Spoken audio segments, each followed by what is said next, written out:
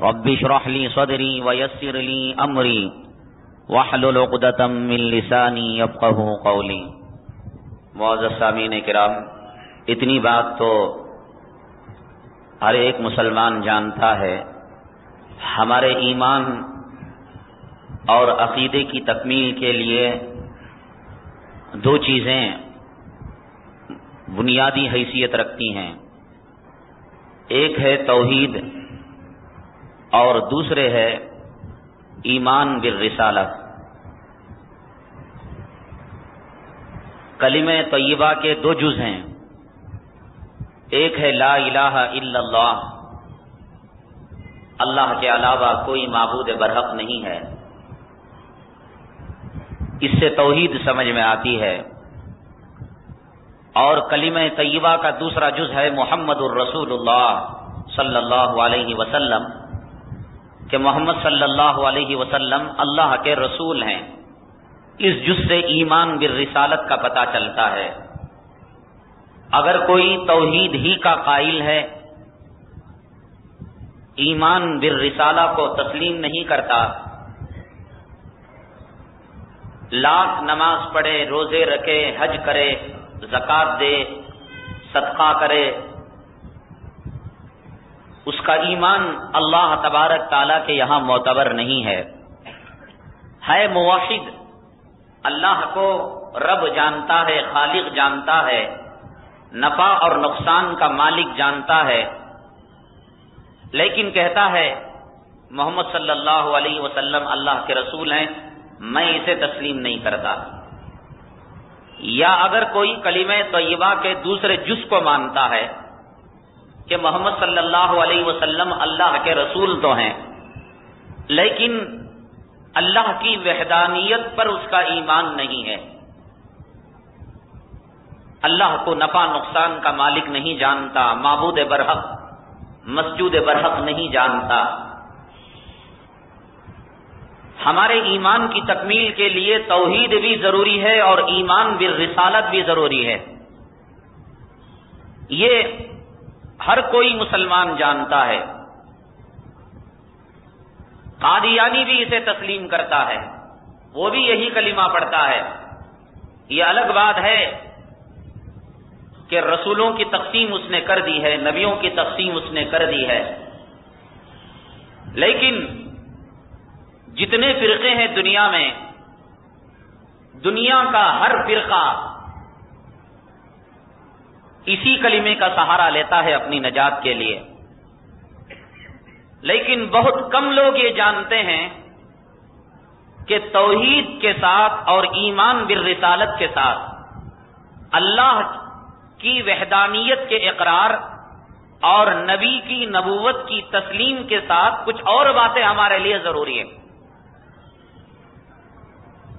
ہم توحید کے جھمیلوں میں اور رسالت کے احکامات میں اتنے الجھے ہوئے ہیں کہ ہم اس سے اور آگے قدم بڑھانے کے لیے تیار نہیں ہیں، جبکہ ہمارے ایمان کی تکمیل کے لیے، پکے مسلمان ہونے کے لیے، سچے مسلمان ہونے کے لیے اس کے آگے کچھ اور چیزیں ہیں جن کا تسلیم کرنا ہمارے لیے ضروری ہے۔ چھوٹی سی مثال ہے،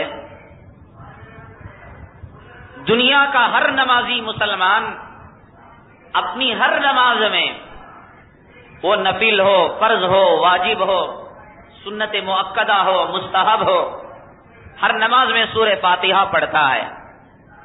اس کے اندر ایک آیت ہے، اہدنا الصراط المستقیم، اے اللہ ہمیں سیدھا راستہ تو بتا۔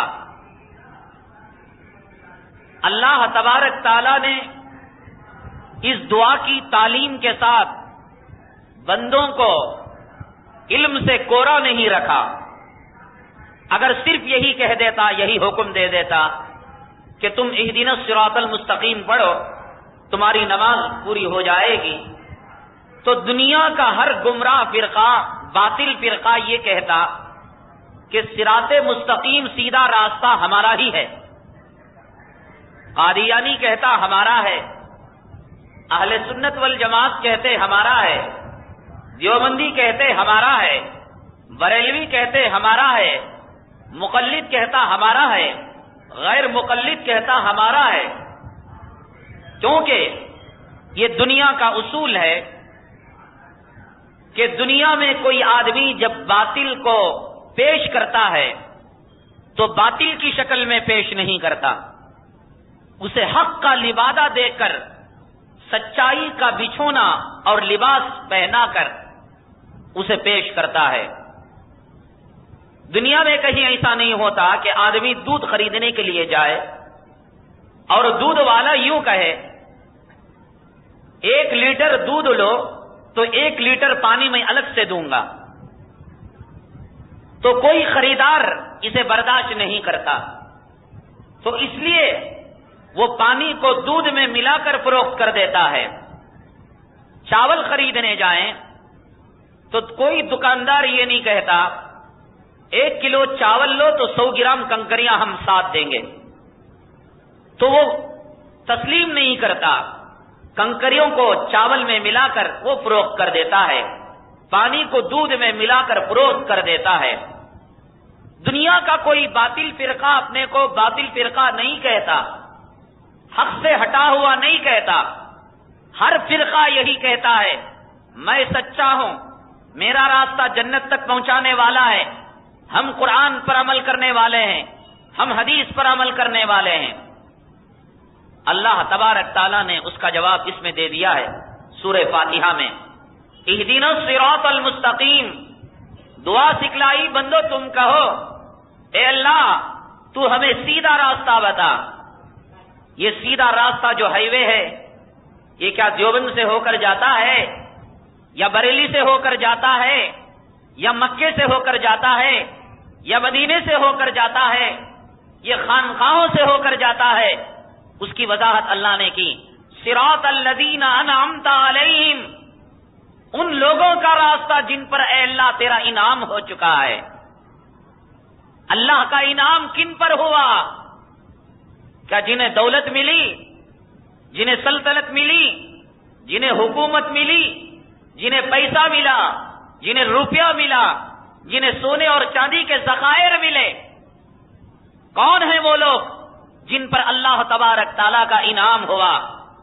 کلام پاک میں خود اللہ تبارک تعالیٰ نے دوسری جگہ اس کی تشریح فرما دی، ہمارا انعام اولیاء کرام پر ہوا ہے، نبیوں پر ہوا ہے، صدیقوں پر ہوا ہے، شہداء پر ہوا ہے، صحابہ کرام کی جماعت پر ہوا ہے۔ اولئک الذین انعم اللہ علیہم من النبیین والصدیقین والشہداء والصالحین وحسن اولئک رفیقا، کہ کن لوگوں پر اللہ کا انعام ہوا، اس کی تشریح اللہ تبارک تعالیٰ نے فرما دی ہے۔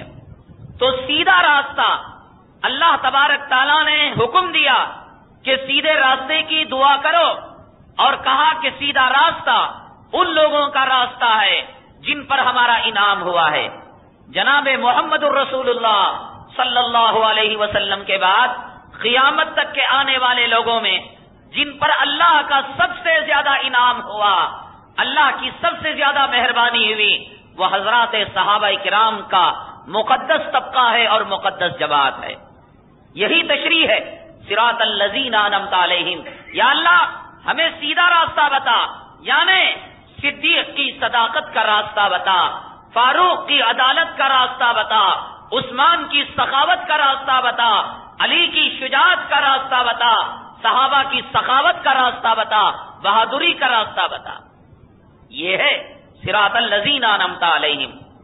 تو بہرحال اللہ تبارک تعالیٰ نے توحید کے ماننے کا حکم دیا ہے، توحید کے ساتھ ایمان بالرسالہ ہے، یعنی رسول کریم صلی اللہ علیہ وسلم پر ایمان لانا۔ ہم سمجھتے ہیں کہ یہاں پر بات ختم ہو گئی، یہاں پر بات ختم نہیں ہوئی، بلکہ ہمیں اللہ کی ماننی ہے، اور اللہ تبارک تعالیٰ نے جن لوگوں کی ماننے کا حکم دیا ہے ان کی اطاعت کرنا اور ان کی بات ماننا بھی ضروری ہے۔ اللہ تعالیٰ نے کس کی اطاعت کا حکم دیا ہے؟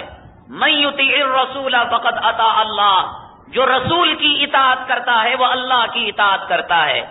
تو گویا اللہ تبارک تعالیٰ نے اپنی اطاعت کے ساتھ رسول کی اطاعت کا حکم دیا ہے، اور رسول کی ماننے کا مطلب یہ ہے کہ جناب محمد الرسول اللہ صلی اللہ علیہ وسلم نے جن احباب کی، جن لوگوں کی اطاعت کرنے کا حکم دیا ہے، ان کی اطاعت کرنا بھی نبی کی اطاعت ہے۔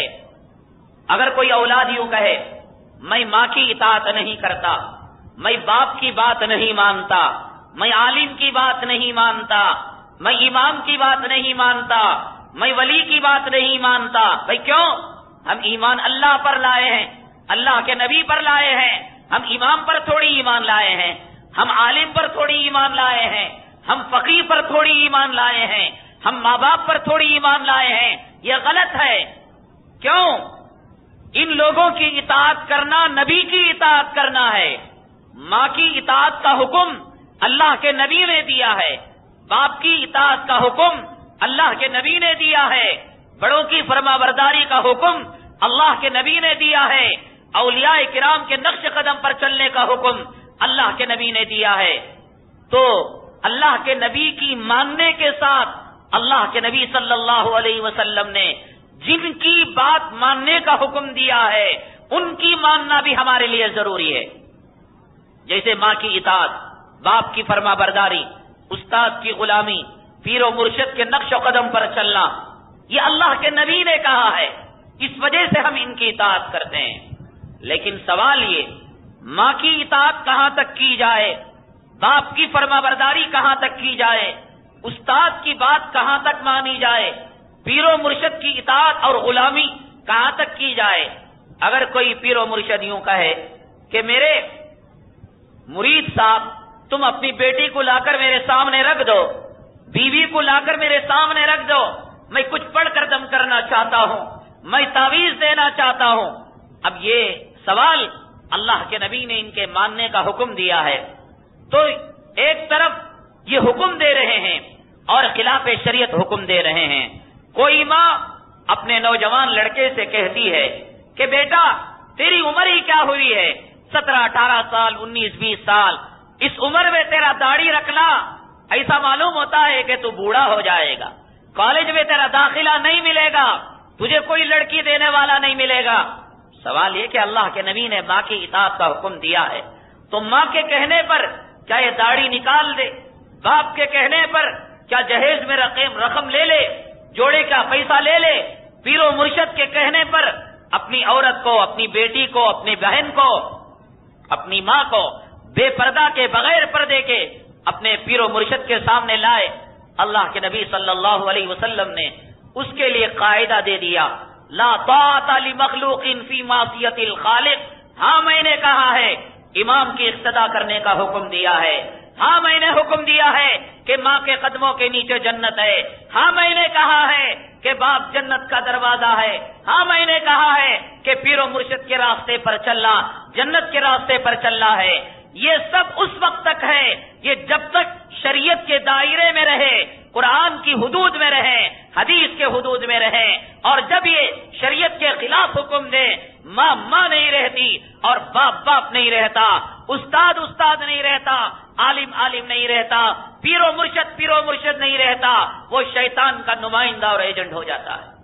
لا طاعت لمخلوق فی معصیت الخالق، کہ مخلوق کی اطاعت اللہ کی نافرمانی میں نہیں کی جا سکتی، وہ ماں ہو، وہ باپ ہو، وہ استاد ہو، وہ پیر و مرشد ہو، وہ عالم ہو، ہم اسی وقت تک اس کی بات مانیں گے جب تک وہ قرآن کی کہتا رہے، حدیث کی کہتا رہے، اللہ کی رضا کی بات کرتا رہے، نبی کی رضا کی بات کرتا رہے، اسلام کے حدود میں بات کرتا رہے۔ لیکن جب اسلام کے خلاف بات کرنے لگے، ماں یوں کہے بیٹا تو ہفتہ بھر کام کر کے تھک گیا ہے، لے پیسہ جا کر فلم دیکھ کر آ جا، تو کیا یہاں ماں کی اطاعت کرنا ضروری؟ یوں کہے بیٹا تو 7 بہنوں کے بعد، بیٹیوں کے بعد اکلوتا پیدا ہوا ہے، اگر تیرے لیے رسم نہ کیا جائے، شکرانہ نہ کیا جائے، ہمارے ارمان کیسے پورے ہوں گے؟ اب بیٹا یہ سوچے کہ میری ماں کی خواہش کو میں پورا کروں، تو کیا نبی کریم صلی اللہ علیہ وسلم کی سنت کا جنازہ نکال دے گا؟ کیا حدیثوں کو اور قرآن کے احکامات کو پیروں سے رون دے گا؟ ہرگز نہیں۔ کیوں؟ اس وجہ سے کہ اللہ کے نبی نے فرمایا مخلوق کی اطاعت اللہ اور نبی کی نافرمانی میں نہیں کی جا سکتی، لیکن مخلوق کے اندر ایک جماعت ایسی ہے جس جماعت کی اندھی تقلید کریں گے آپ، آنکھیں بند کر کر بات مان لیں گے اور ان کے راستے پر چلیں گے، سیدھے جنت کو چلے جائیں گے۔ وہ جماعت نہ آپ کو قرآن کے خلاف بات کہہ سکتی ہے، نہ حدیث کے خلاف بات کہہ سکتی ہے، نہ اللہ کی مرضی کے خلاف بات کر سکتی ہے، نہ نبی کے منشا کے خلاف بات کر سکتی ہے۔ ماں باپ کے تعلق سے ڈاؤٹ ہے کہ ماں باپ شریعت کے خلاف حکم دے سکتے ہیں، استاد کے تعلق سے شک ہے، استاد قرآن کے خلاف بات کہہ سکتا ہے، پیر و مرشد کے تعلق سے شک ہے، پیر و مرشد جہنم کے راستے پر لے جا سکتا ہے، لیکن اللہ کے نبی صلی اللہ علیہ وسلم نے جن لوگوں کی اطاعت کا حکم دیا ہے اور جن لوگوں کی فرما برداری کا حکم دیا ہے، ان میں ایک جماعت کے بارے میں فرمایا کہ اس جماعت کی تم تقلید کر لو گے، اس جماعت کے نقش قدم پر چلے جاؤ گے، سیدھے تم جنت الفردوس کو پہنچ جاؤ گے۔ کون سی ہے وہ جماعت؟ اصحابی کالنجوم بأیہم اقتدیتم اہتدیتم، کہ میرے صحابہ ستاروں کے مانند ہیں، ان میں سے کسی ایک کے راستے پر تم چلے جاؤ گے، تمہیں ہدایت سے مالا مال ہو جاؤ گے، تم دنیا میں کامیاب ہو جاؤ گے، برزخ میں کامیاب ہو جاؤ گے، آخرت میں کامیاب ہو جاؤ گے، پل صراط میں کامیاب ہو جاؤ گے۔ وہ کون ہیں؟ ماں کے بارے میں نہیں کہا، حالانکہ ماں کے بارے میں کہا کہ جنت کس کے قدموں کے نیچے ہے، لیکن یہ نہیں کہا کہ ماں جو حکم دے اسے تسلیم کر لو۔ باپ کے بارے میں کہا کہ باپ جنت کا دروازہ ہے، لیکن یہ نہیں کہا کہ باپ اگر شیونگ کرتا ہو، رشوت لیتا ہو، سود کھاتا ہو، حرام کی کھاتا ہو تو اولاد بھی کھائے، یہ نہیں کہا۔ لیکن صحابہ کے بارے میں فرمایا 1,24,000 جیسے انبیاء علیہم الصلوۃ والسلام کی تعداد ہے، اسی طریقے سے حضرات صحابہ کرام کی تعداد بھی 1,24,000 ہے۔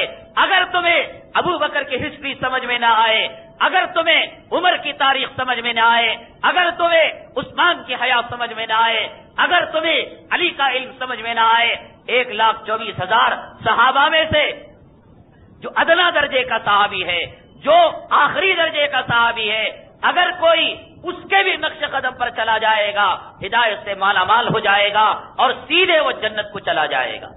نہ صحابی شریعت کے خلاف حکم دے سکتا ہے اور نہ چلنے والا شریعت کے خلاف ہو سکتا ہے۔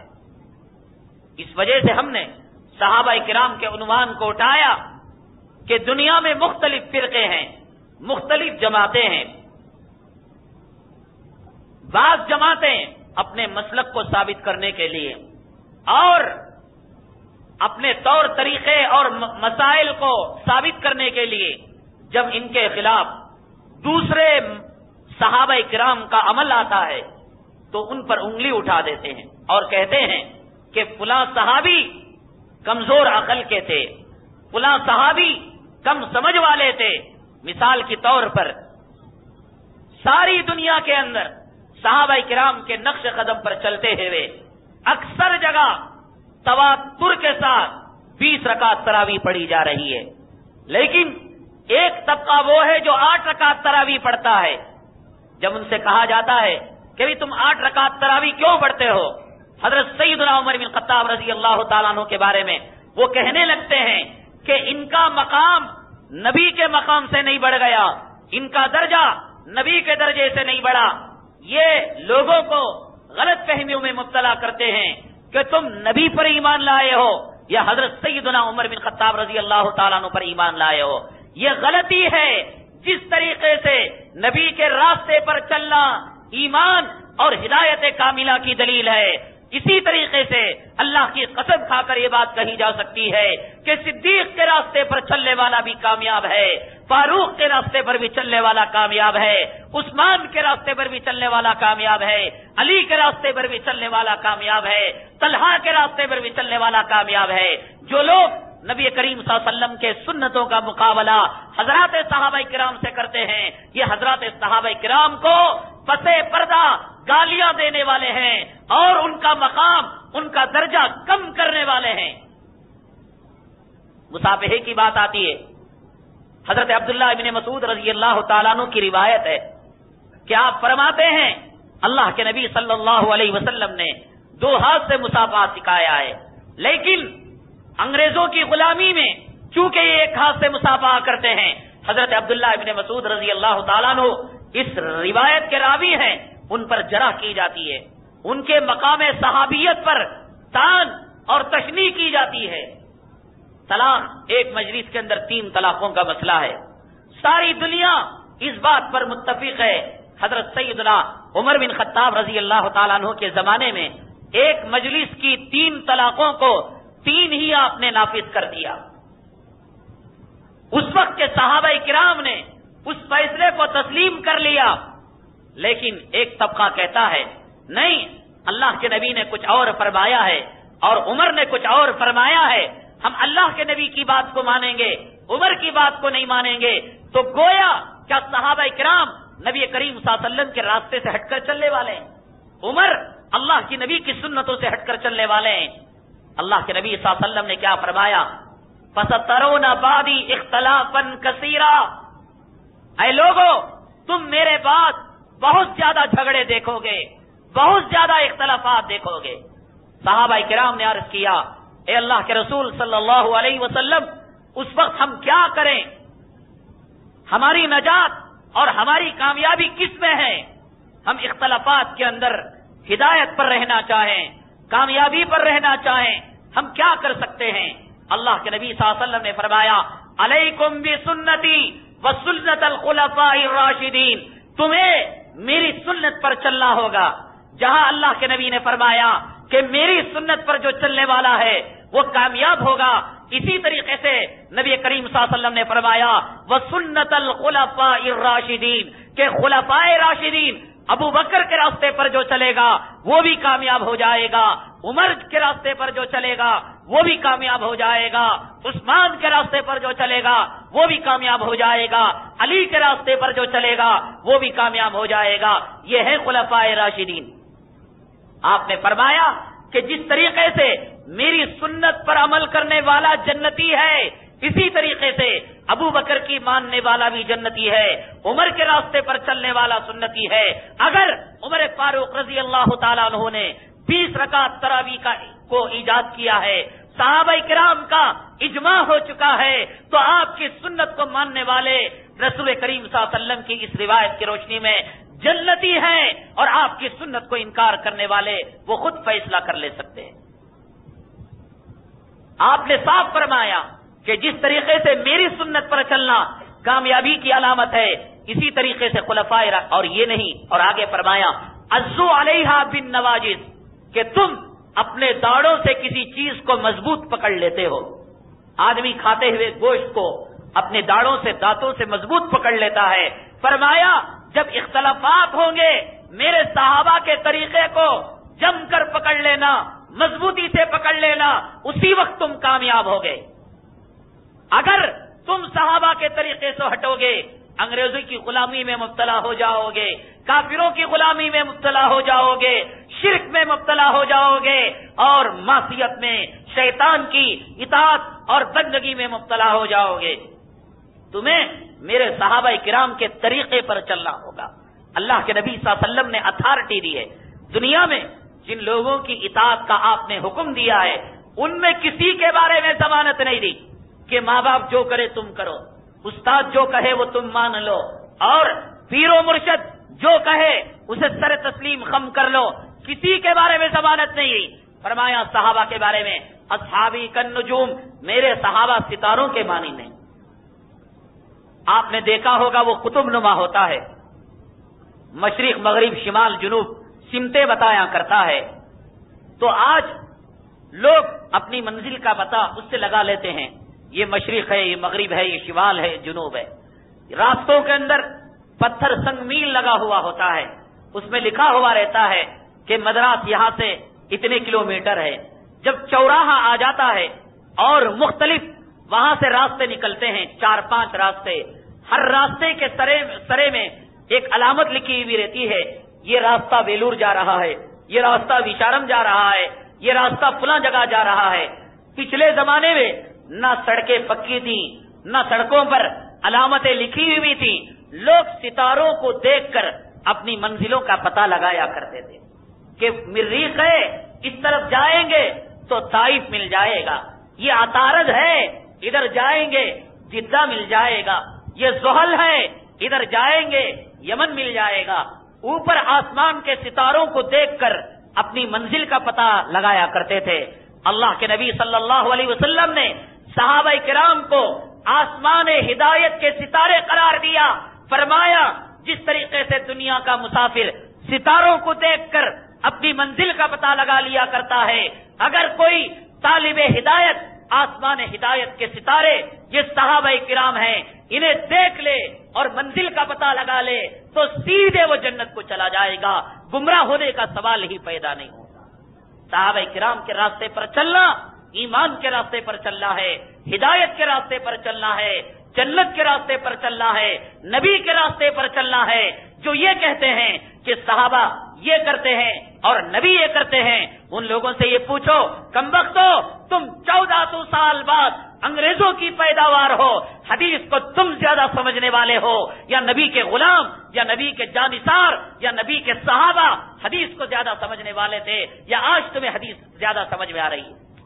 وہ اللہ تبارک تعالیٰ نے حضرات صحابہ کرام کو جو پیدا کیا، اٹھے بیٹے اچانک نہیں پیدا ہو گئے۔ حدیث پاک میں آتا ہے ان اللہ نظر فی قلوب العباد، اللہ تبارک تعالیٰ نے کائنات میں قیامت تک کے آنے والے لوگوں کے دلوں کو جھانک کر دیکھا کہ ان میں کون نبوت کے لائق ہے، رسالت کے لائق ہے۔ اللہ تبارک تعالیٰ کو جناب محمد الرسول اللہ صلی اللہ علیہ وسلم کی ذات گرامی پسند آ گئی۔ اللہ تبارک تعالیٰ نے نبوت اور رسالت کا تاج نبی کریم صلی اللہ علیہ وسلم کو پہنایا۔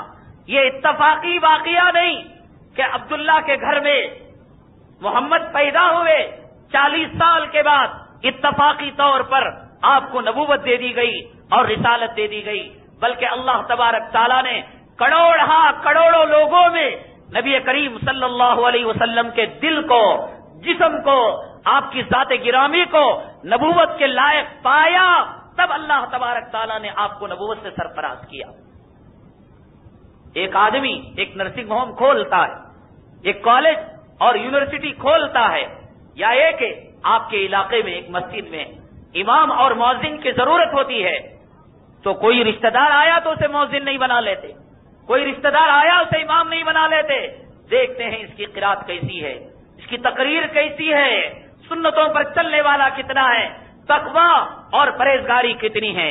کوئی نرسنگ ہوم کھولتا ہے تو کہتا ہے مجھے ڈاکٹروں کی ضرورت ہے اور مجھے نرسوں اور سسٹروں کی ضرورت ہے، تو جسے چاہے نہیں لے لیتا، بلکہ سینکڑوں ڈاکٹروں کا انٹرویو لیتا ہے، ان میں سلیکشن کر کر اپنے نرسنگ ہوم کے لیے وہ ڈاکٹر کو سلیکٹ کرتا ہے۔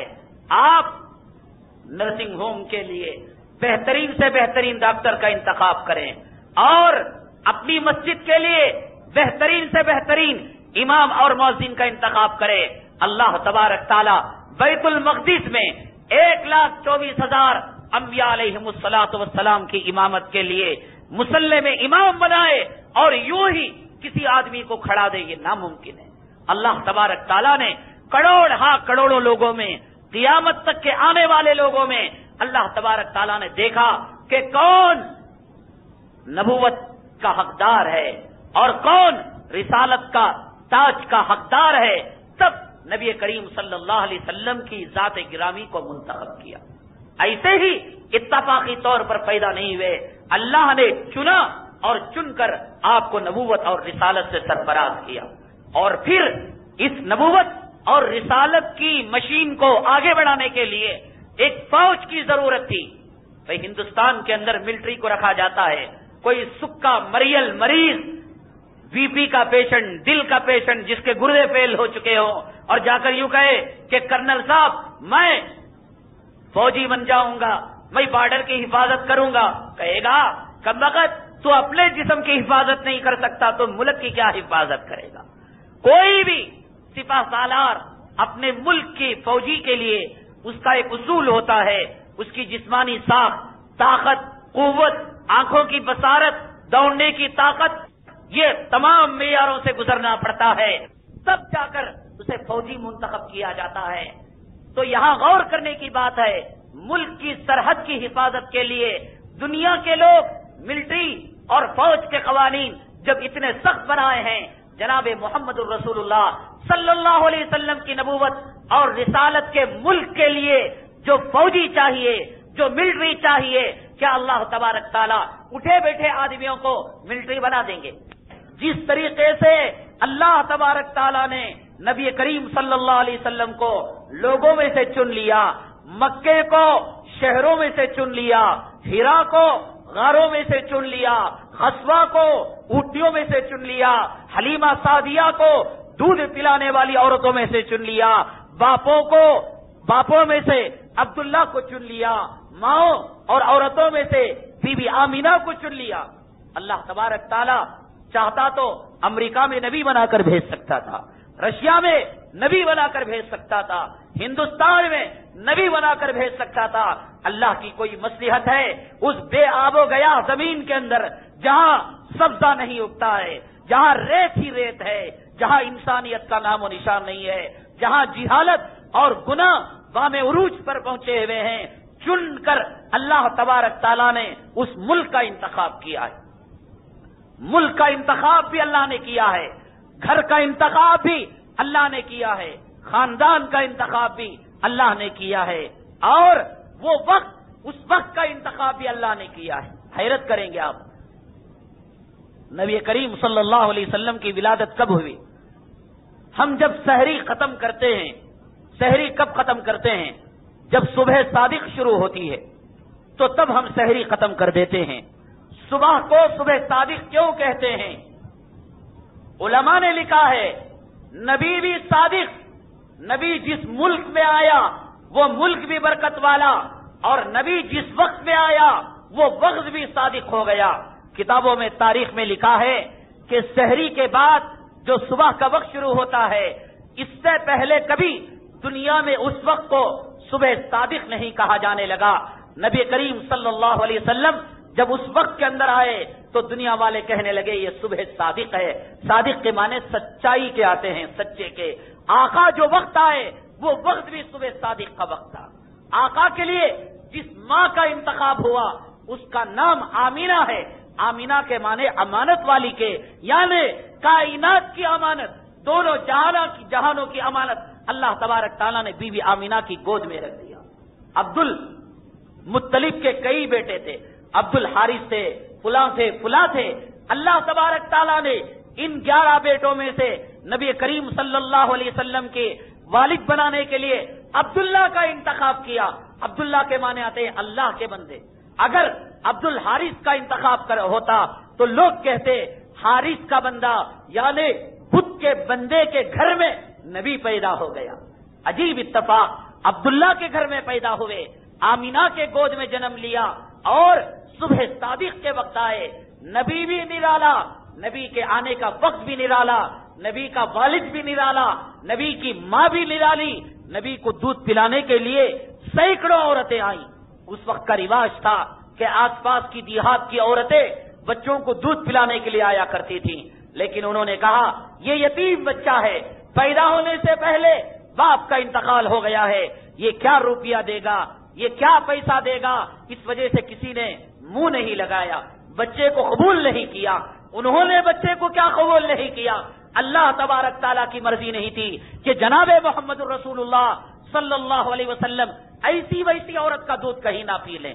اس وجہ سے اللہ تبارک تعالیٰ نے ان کے دلوں میں بات ڈال دی، یتیم بچہ ہے، پیسہ نہیں ملے گا۔ حلیمہ سعدیہ ایک غریب عورت تھی اور ایک لاچار عورت تھی۔ کہا کہ چلو کوئی بچہ نہیں ملتا، میں کیسے اپنے ملک واپس جاؤں، اس یتیم بچے کو تو لے کر چلے جاؤں۔ تو یتیم بچے کو لے کر چلی گئی، لیکن آقا دو عالم صلی اللہ علیہ وسلم کو جب نبوت سے سرفراز کیا جاتا ہے، رسالت سے سرفراز کیا جاتا ہے، میرے کہنے کا مطلب یہ نبی کی ہر ادا نرالی ہے، ہر شان نرالی ہے۔ باپ ملا تو نرالا، ماں ملی تو نرالی، ملک ملا تو نرالا، دار الہجرت ملا تو نرالا، اور جو اونٹنی ملی وہ اونٹنی اتنی کمزور تھی، اتنی پتلی تھی کہ اگر کھڑی ہو جاتی بیٹھ نہیں سکتی تھی، بیٹھ جائے کھڑی نہیں ہو سکتی تھی، کھڑی ہو جائے چل نہیں سکتی تھی، لیکن میری نبی کی شان دیکھیے، اس اونٹنے پر بیٹھتے ہیں اتنی طاقتور ہو جاتی ہے کہ سارے فوج سے آگے نبی کریم صلی اللہ علیہ وسلم کی اونٹنی رہتی ہے، حتیٰ کہ آقا دو عالم صلی اللہ علیہ وسلم اسے کنٹرول اور قابو میں لانے کی کوشش کرتے ہیں۔ مختلف غار ہیں، اللہ نے میرے نبی کے لیے غار ثور کا انتخاب فرمایا، غار حرا کا انتخاب فرمایا، مختلف پہاڑ ہیں، اللہ تبارک تعالیٰ نے میرے نبی کریم صلی اللہ علیہ وسلم کے لیے احد کے پہاڑ کا انتخاب فرمایا، مختلف میدان ہیں، اللہ تبارک تعالیٰ نے میرے نبی کریم صلی اللہ علیہ وسلم کے لیے بدر اور احد کے میدان کا انتخاب فرمایا۔ ہر شان نرالی ہے۔ اتنی عورتیں دودھ پلانے سے رہ گئی، حلیمہ سعدیہ لاچار تھی، مجبور تھی، یتیم بچے کو لے کر چلی گئی۔ آقا دو عالم صلی اللہ علیہ وسلم جب نبوت سے سرفراز کیے گئے، رسالت سے سرفراز کیے گئے، اللہ تبارک تعالیٰ نے مختلف معجزے آقا دو عالم صلی اللہ علیہ وسلم کو عنایت کیے۔ اس میں سے ایک معجزہ یہ بھی تھا، آقا دو عالم صلی اللہ علیہ وسلم جب بات کیا کرتے تھے، تقریر کیا کرتے تھے، اس تقریر کے اندر ایک لذت ہوا کرتی تھی۔ آج سیاسی آدمی اگر بھاشن دیا کرتا ہے تو آدمی لالچ کے مارے تو چلا جاتا ہے، لیکن تقریر سننے کو جی نہیں چاہتا۔ آدمی کتنا بہترین مقرر ہو، کتنا شعلہ بیان مقرر ہو، کبھی نہ کبھی اکتا جاتا ہے، لیکن صحابہ کرام کے بارے میں آتا ہے، آقا جب تقریر فرماتے ہیں صحابہ کرام اس طریقے سے آپ کا بیان سنتے کہ پرندہ یہ سمجھتا یہ انسان نہیں ہے، کوئی پتھر کا مجسمہ ہے، کوئی درخت ہے، آ کر سروں پر بیٹھتا اور پھر اٹھ کر چلا جاتا۔ پرندہ کسی زندہ انسان کے سروں پر آ کر نہیں بیٹھتا، کیونکہ اسے ڈر رہتا ہے کہ انسان مجھے شکار نہ کر لے، لیکن صحابہ کرام اتنی توجہ کے ساتھ، اتنی یکسوئی کے ساتھ آقا دو عالم صلی اللہ علیہ وسلم کی بات سنتے کہ گویا پتھر کے تراشے ہوئے مجسمے تھے۔ تو ایک مرتبہ ایک صحابی نے عرض کیا، یا رسول اللہ صلی اللہ علیہ وسلم، ہم بھی عربی ہیں اور آپ بھی عربی ہیں، لیکن جب آپ بات کرتے ہیں ایسے معلوم ہوتا ہے آپ کا کلام کوثر و تسنیم سے دھل کر نکل رہا ہے، اور آپ کے کلام کو سننے والا گویا جادو میں غرق کیا گیا ہے، اپنے تو اپنے، غیر تو غیر، جنات آپ کا کلام سننے کے لیے آ جایا کرتے تھے۔ کلام پاک کا 29واں پارہ سورہ جن کا پہلا رکوع اور پہلی آیت پڑھ لیجئے۔ اللہ تبارک تعالیٰ ارشاد فرماتے ہیں شروع کی آیتوں کے اندر کہ انا سمعنا قرآنا عجبا، کہ جنوں کی جماعت آتی ہے اور آنے کے بعد نبی کریم صلی اللہ علیہ وسلم کی تلاوت کو سن کر ایمان لانے پر مجبور ہو جاتی ہے۔ اللہ کے نبی صلی اللہ علیہ وسلم کی زبان میں وہ مٹھاس تھی، انسان تو انسان، مسلمان تو مسلمان، کفار مشرکین تو مشرکین، جنات کی جماعت، کافروں کی جماعت نبی کریم صلی اللہ علیہ وسلم سے کلام پاک سننے پر مجبور ہوا کرتی تھی۔ تو فرمایا، پوچھا اے اللہ کے نبی صلی اللہ علیہ وسلم، آپ کی زبان میں کہاں کی تاثیر ہے؟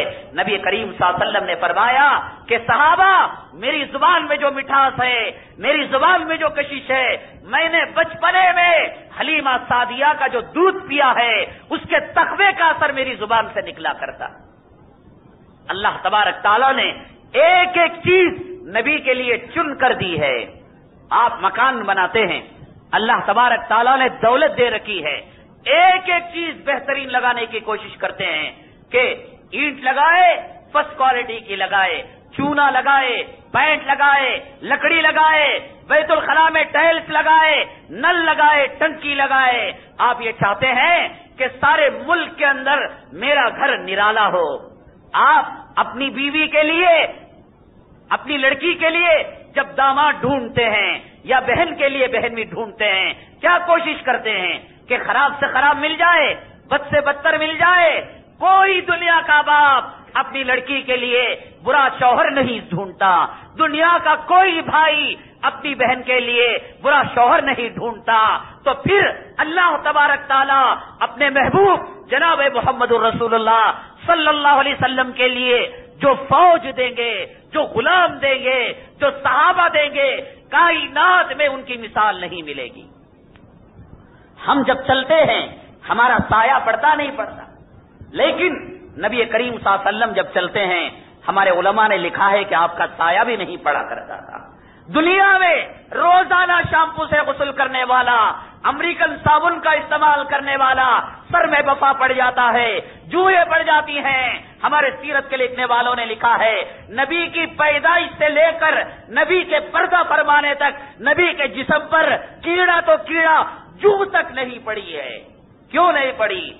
نبی کی ذات نرالی ہے اور نبی کے جسم سے نکلنے والے پسینے میں خوشبو ہوا کرتی تھی. جو پڑتی ہے وہ بدبو سے پڑا کرتی ہے. جب نبی کے جسم میں بدبو ہی نہیں تو پھر جو پڑنے کا سوال ہی کہاں پیدا ہوتا ہے. ایک بیوہ خاتون نبی کریم صلی اللہ علیہ وسلم کے پاس آئی اور آ کر عرض کیا یا رسول اللہ صلی اللہ علیہ وسلم یہ چھوٹی سی بوتل ہے. آقا نے فرمایا اس بوتل کا میں کیا کروں؟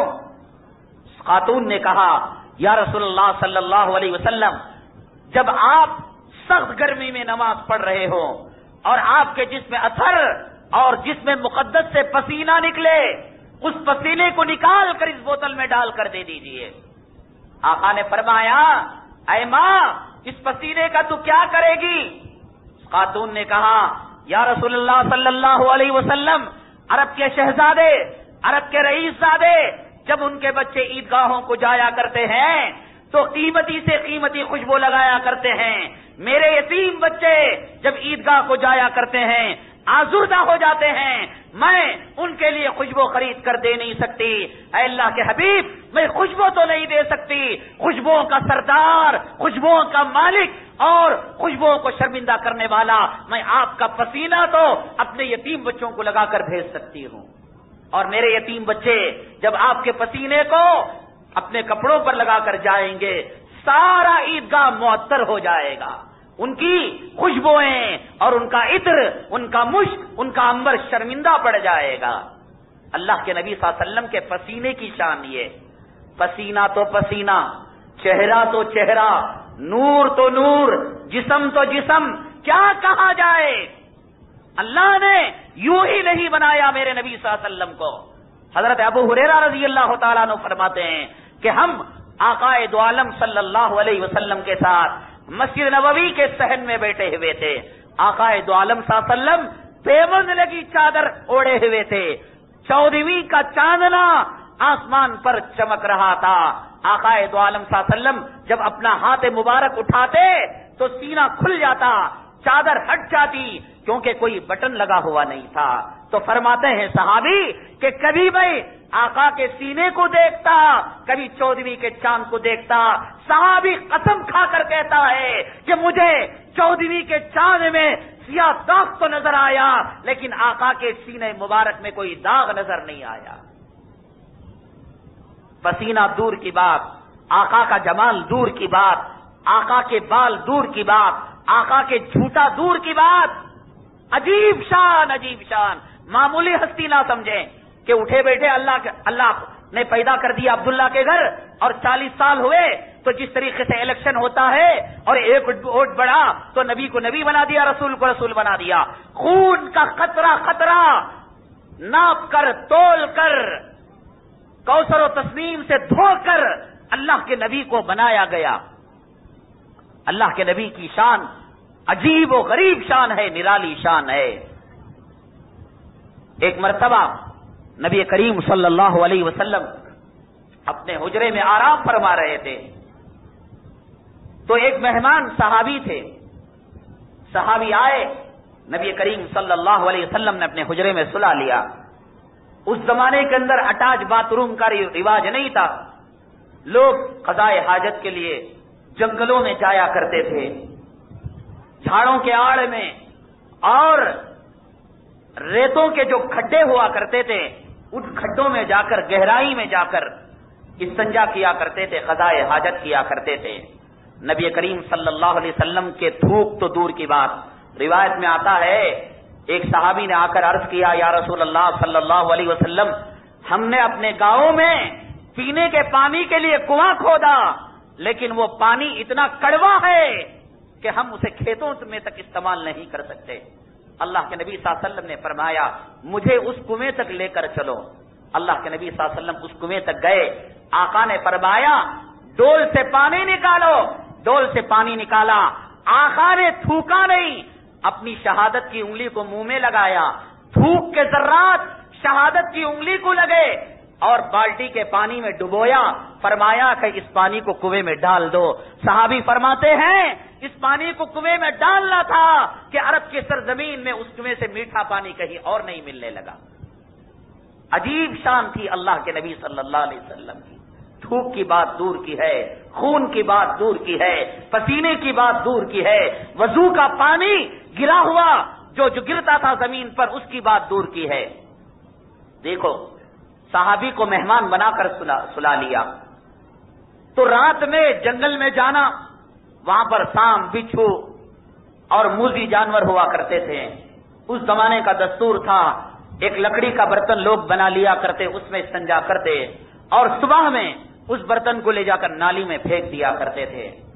اللہ کے نبی صلی اللہ علیہ وسلم نے اس برتن میں استنجا فرمایا. صحابی آرام فرما رہے ہیں.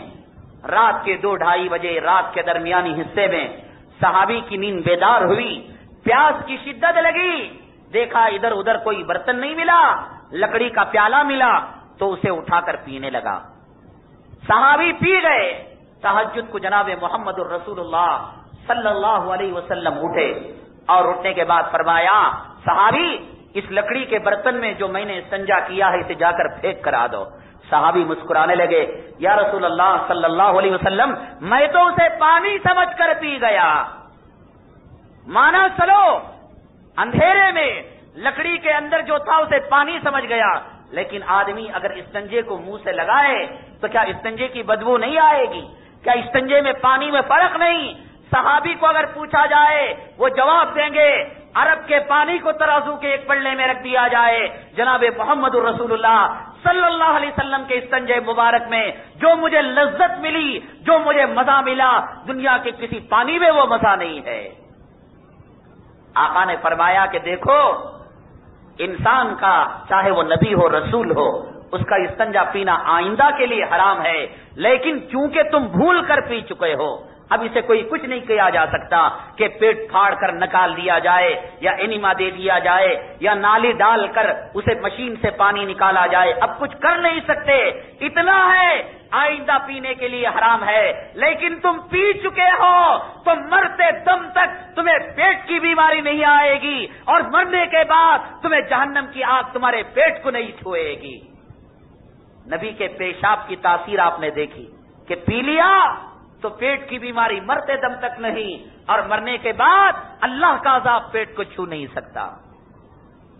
اور اسی طریقے سے ایک روایت میں آتا ہے کہ ایک صحابی نبی کریم صلی اللہ علیہ وسلم کے خون کو استعمال کر لیتے ہیں. اللہ کے نبی صلی اللہ علیہ وسلم کو معلوم ہوتا ہے تو آپ منع فرماتے ہیں آئندہ کے لیے حرام ہے کوئی استعمال نہ کرے, لیکن فرماتے ہیں کہ اگر تو نے پی لیا ہے تو پھر فرماتے ہیں کہ جہنم کی آگ تیرے لیے حرام ہے اور مرتے دم تک تجھے پیٹ کی بیماری نہیں آئے گی. نبی کے خون کی تاثیر, نبی کے پیشاب کی تاثیر. اور علماء نے لکھا ہے آپ کے بچے, ہمارے بچے یا ہم اور آپ قضائے حاجت کرتے ہیں تو جب تک ایک بالٹی پانی نہیں ڈالتے دوسرا آ کر وہاں بیت الخلا نہیں کر سکتا, بدبو آتی ہے, ناک میں کپڑا رکھنا پڑے گا, اس کی بیماری انفیکشن آنے والے کو ہو جائے گا. صحابی فرماتے ہیں اللہ کے نبی صلی اللہ علیہ وسلم جس زمین کے اندر قضائے حاجت فرمایا کرتے تھے اتنی خوشبو ہوا کرتی تھی کہ زمین اسے ہڑپ لیا کرتی تھی اور نگل لیا کرتی تھی, کھا لیا کرتی تھی. زمین کو بھی معلوم تھا یہ اللہ کے نبی کا قضائے حاجت ہے, اسے استعمال کر لیتے. میرے کہنے کا مطلب یہ اللہ نے جب نبی کو لباس دیا, لباس بھی کون سا دیا؟ یا ایھا المدثر قم فانذر وربک فکبر وثیابک فطہر. اے محمد صلی اللہ علیہ وسلم تمہارا کپڑا بھی نرالا, تمہاری چادر بھی نرالی, تمہارا اوڑھنا بھی نرالا, تمہارا بچھونا بھی نرالا, تمہارا خون بھی نرالا, تمہاری صورت بھی نرالی, تمہاری سیرت بھی نرالی, تمہارا ظاہر بھی نرالا, تمہارا باطن بھی نرالا, تمہارا ملک بھی نرالا, تمہاری اولاد بھی نرالی, تمہاری بیویاں بھی نرالی, تمہاری شان بھی نرالی. اللہ نے جب اتنی ساری خصوصیات میرے نبی کے لیے دے تو میرے نبی کے لیے جو ساتھی دے وہ ساتھی کا غدار دے دے, نافرمان دے دے. پسینے کو چن کر دیا. ہمارے اکابرین حضرت مولانا حسین احمد مدنی رحمت اللہ علیہ جب درس حدیث دیا کرتے تھے تو سامنے اپنے شاگردوں کو حکم دیا کہ روزانہ ایک گلاب کا پھول بخاری شریف کے بازو رکھا کرو. شاگردوں نے پوچھا حضرت کیوں؟ فرمایا ہمیں نبی کا پسینہ تو نصیب نہیں، لیکن ہم نے سنا ہے ہمارے نبی کے پسینے میں گلاب سے زیادہ پسندیدہ، گلاب سے زیادہ جو ہے بہترین خوشبو تھی، تو لہذا نبی کا پسینہ تو نہیں لا سکے، کم سے کم نبی کے پسینے والی خوشبو والا گلاب تو ہم دیکھ سکتے ہیں، سن سکتے ہیں. یہ شان ہے نبی کریم صلی اللہ علیہ وسلم کے پسینے کی. اللہ نے جب لباس نرالا دیا، روایت میں آتا ہے نبی کریم صلی اللہ علیہ وسلم ایک مرتبہ کہیں گلی میں تشریف لے جا رہے تھے. ابھی میں نے صحابہ کی بات نہیں کی ہے، اللہ نے ان کے بارے میں کیا کہا، نبی نے ان کے بارے میں کیا کہا، حدیث ان کے بارے میں کیا کہتی ہے، قرآن ان کے بارے میں کیا کہتا ہے، اور جنت میں ان کا مقام کیا ہے، ان کی قربانیاں کیا ہیں، ان کے مراتب کیا ہیں، ان کے درجات کیا ہیں، ان کے فضائل کیا ہیں، ان کے مناقب کیا ہیں. یہ دوسری بحث ہے. پہلی بحث تو یہ اللہ نے اپنے محبوب کے لیے ہر چیز فرسٹ کوالٹی کی دی ہے.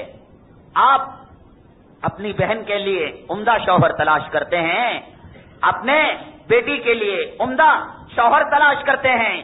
اللہ اپنے محبوب کے لیے غداروں کو دے دے، منافقوں کو دے دے، اللہ دشمنوں کو دے دے؟ نہیں. قیامت تک کے آنے والے لوگوں میں سے اللہ تبارک تعالیٰ نے صحابہ کرام کی جماعت کو نبی کی غلامی کے لیے منتخب کیا. یہ صحابہ کا حق تھا جنہوں نے نبی کی غلامی کا حق ادا کیا، یہ صحابہ کا حق تھا جنہوں نے نبی کی محبت کا حق ادا کیا، یہ صحابہ کا حق تھا جنہوں نے نبی کریم صلی اللہ علیہ وسلم کی جو ہے ایثار اور ہمدردی کا حق ادا کیا. آج لوگ کہتے ہیں اللہ نے ہمیں کیوں ظلم کے دور میں پیدا کر دیا، شرک کے دور میں پیدا کر دیا، کفر کے دور میں پیدا کر دیا، اور ارتداد کے دور میں پیدا کر دیا، انگریزوں کے دور میں پیدا کر دیا. اللہ ہمیں صحابہ کے دور میں کیوں نہیں پیدا کیا؟ یہ اللہ کا شکر ہے اللہ نے ہمیں مکے میں پیدا نہیں کیا، مدینے میں پیدا نہیں کیا. ورنہ کیا تم طاقت رکھتے ہو ابو بکر جیسی قربانی دینے کی؟ کیا تم طاقت رکھتے ہو حنظلہ جیسی قربانی دینے کی؟ کیا تم طاقت رکھتے ہو زبیر جیسی قربانی دینے کی؟ کیا تم طاقت رکھتے ہو عبد الرحمان ابن عوف کے فتنے جیسی طاقت رکھنے کی؟ کیا تم جو ہے طاقت رکھتے ہو بلال نے جو قربانیاں دی ایسی قربانی دینے کی؟ ہم تصور بھی نہیں کر سکتے، ہم تصور اور خیال بھی نہیں کر سکتے. حضرت حنظلہ رضی اللہ تعالیٰ عنہ نے شادی کی اور شادی کرنے کے بعد سہاگ رات میں گئے اور بیوی سے فارغ ہو گئے. فارغ ہونے کے بعد غسل واجب ہو گیا. یہاں نبی کے منادی نے ندا لگائی، ایھا المسلمون ایھا المؤمنون انفروا فی سبیل اللہ، اے مومنو، اے مسلمانوں، اللہ کے راستے میں جہاد کے لیے آ جاؤ. آج کرکٹ کے میدان میں رہ کر، ٹی وی کے سامنے رہ کر تم نماز نہیں پڑھ سکتے، شادی کے محفل میں جا کر بھوکے کتوں کی طرح ہڈیوں پر ٹوٹنے والا ظہر کی نماز کو قضا کر دیتا ہے. آج سفر کرنے والا نمازوں کو چھوڑ دیتا ہے.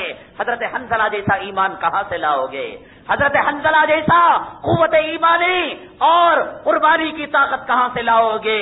بیوی کے ہاتھوں سے مہندی کا رنگ ابھی نہیں نکلا ہے، سہاگ کے خوشبو کا اثر بیوی کے جسم سے نہیں نکلا ہے، جو غسل واجب ہوا ہے وہ غسل ابھی نہیں اترا ہے. منادی پکارتا ہے اللہ کے راستے میں نکلو جہاد کے لیے.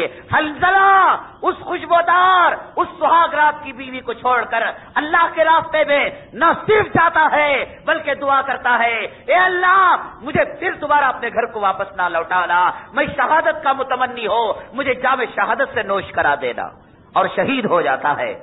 اور نبی کریم صلی اللہ علیہ وسلم فرماتے ہیں میں کیا بات ہے کہ دیکھ رہا ہوں کہ حنظلہ کو فرشتے آج اسے غسل دے رہے ہیں. یہ اللہ کا شکر ہے اللہ نے ہمیں صحابہ کے دور میں نہیں پیدا کیا. کہاں ہے طاقت قربانی دینے کی؟ کہاں ہے طاقت اللہ کے راستے میں مشقتوں کو برداشت کرنے کی؟ کہاں ہے طاقت ملک کو چھوڑنے کی؟ کہاں ہے طاقت عورتوں کو بیوہ بنانے کی؟